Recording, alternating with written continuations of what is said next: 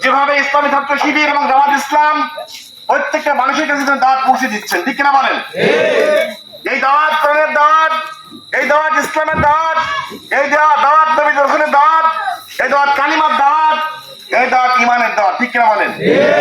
একমাত্র আমাদের চাওয়া এবং পাওয়া বাংলাদেশে ইসলামী স্টেট কায়েম হবে, বাংলাদেশের মানুষ শান্তিতে সুখে এবং অত্যাচার মুক্ত হয়ে সুখী সমৃদ্ধ বাংলাদেশে বসবাস করে, ঠিক কিনা বলেন? আমরা চাই আগামী পার্লামেন্টে সব প্রতীক দেখা শেষ, ইসলামের বাংলাদেশ, ঠিক কিনা বলেন? সব প্রতীক দেখা শেষ, কোরআনের বাংলাদেশ, ঠিক কিনা বলেন? সব প্রতীক দেখা শেষ, আলেমদের বাংলাদেশ। আলেমরা বেশি ছিল, আলেমরা সমাজ থেকে অনেক দূরে ছিল, আলেমরা সবাই সামনের দিকে আগাচ্ছে। আমি গত এই বছর বিভিন্ন প্রোগ্রামে গেলাম, যেই প্রোগ্রামে যাই প্রত্যেকটা প্রোগ্রামে মুফাসসির, মুহাদ্দিস, প্রভাষক, আলেম, হাফেজ, কারি, মুহাদ্দিসরা যেভাবে অংশগ্রহণ করছে প্রোগ্রামে, তার মানে বাংলাদেশে ইসলামের বিজয় সুনিশ্চিত। সুবহানাল্লাহ। আমরা এদিক ওদিকে না ঘোরাঘুরি করে সুন্দর জীবন যাপন করবো, বুকে প্রাণ ধারণ করে জীবন গঠন করবো, কারণ আমরা একদিন মারা যাবো, ঠিক কিনা বলেন? এই জন্য আমরা থাকতে আসিনি, এই জন্য আমরা থাকতে আসিনি। জন্ম হয়েছে মৃত্যু হবে, মৃত্যুর হুমকি ধামকি দিয়ে বিভিন্ন সমাজের মানুষ হুমকি ধামকি দিয়ে আমাদেরকে জমিয়ে রাখতে চায়। আমরা কি জমিয়ে থাকতে চাই? আমরা কোরআনুল কারীমের ধারক বাহক, আমরা নবী, আমাদের নবী ও নেতা হযরত মুহাম্মদ সাল্লাল্লাহু আলাইহি ওয়াসাল্লামের আমরা তার উম্মত, আমরা একমাত্র রাসূলের সৈনিক, ঠিক কিনা বলেন? আমাদের কোনো হুমকি ধামকি দিয়ে জমিয়ে রাখা যাবে না, যাবে না, যাবে না, ঠিক কিনা বলেন? আজকে উঠান বৈঠক একটা ছোট্ট ইউনিটে যদি এতগুলো লোক পাওয়া যায়, তাহলে এই 5 দুর্গা প্রোগ্রামে প্রত্যেকের এরকম দাওয়াতি কাজ করবে, ঠিক কিনা বলেন? যদি এখানে নয়, বাংলাদেশ ছাত্র সংস্থা সহ ইদা জাআ রাসূলুল্লাহি ওয়াল হজ, যখন আল্লাহর বিদায় হবে, মানুষ তখন দলে দলে চলে আসবে, যোগদান করবে, ঠিক কিনা বলেন? গতকাল বেলগাছিতে 400-এরও বেশি মানুষ অন্য একটা দল থেকে ইসলামী আন্দোলনে যোগদান করবেন। সুবহানাল্লাহ। সারা বাংলাদেশে প্রত্যেকটা জেলা থেকে প্রায় প্রত্যেক দিন 8,000 লোক ইসলামী আন্দোলনে যোগদান করছে। সুবহানাল্লাহ। আমরা সুনিশ্চিত এবার ইসলামের বিদায় হয়েই হবে। এ পর্যায়ে বক্তব্য নিয়ে আসছেন 3 নং কুমারী ইউনিয়নের তারবিয়াত সম্পাদক ভাই ওবায়দুল্লাহ ভাইয়া। আসসালামু আলাইকুম ওয়া রাহমাতুল্লাহ।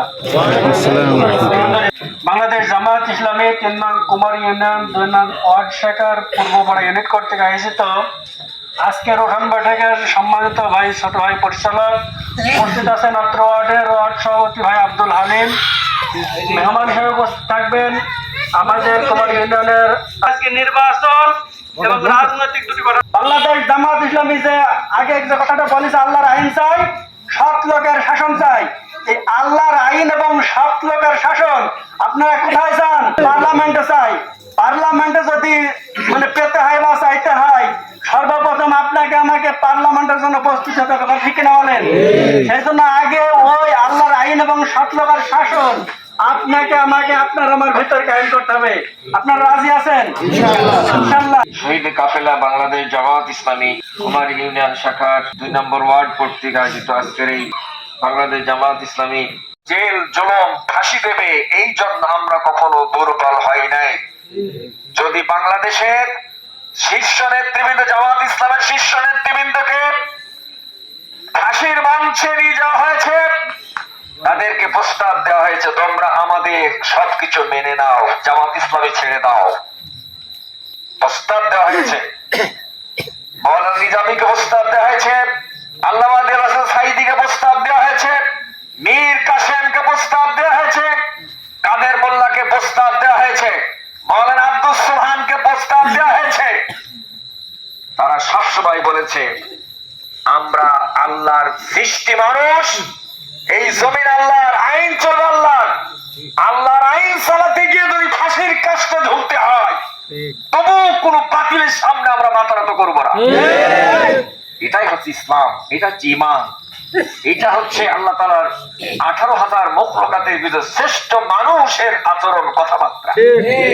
এই জন্য আমরা পশুর মতো দুনিয়ার সমস্ত নিয়ামত দেখার পরে, শোনার পরে যারা না শুনবে, এড়িয়ে যাবে, ওরা হচ্ছে পশুর মতো। এই জন্য আমি এই 3 শ্রেণীর মানুষকে আমি জাহান্নামে দেব। কয় শ্রেণীর মানুষকে? 3 শ্রেণীর মানুষকে আমি জাহান্নামে দেব। বিবেকহীন মানুষ চোখ দিয়ে দেখার পর না দেখার ভান করবে, কান দিয়ে শোনার পর না শোনার ভান করবে। এই 3 প্রকার মানুষকে আমি জাহান্নামের অগ্নিগর্ভে নিক্ষিপ্ত করব। আমাদের কোন জায়গায় থাকা দরকার যে আল্লাহ পাক আমাদেরকে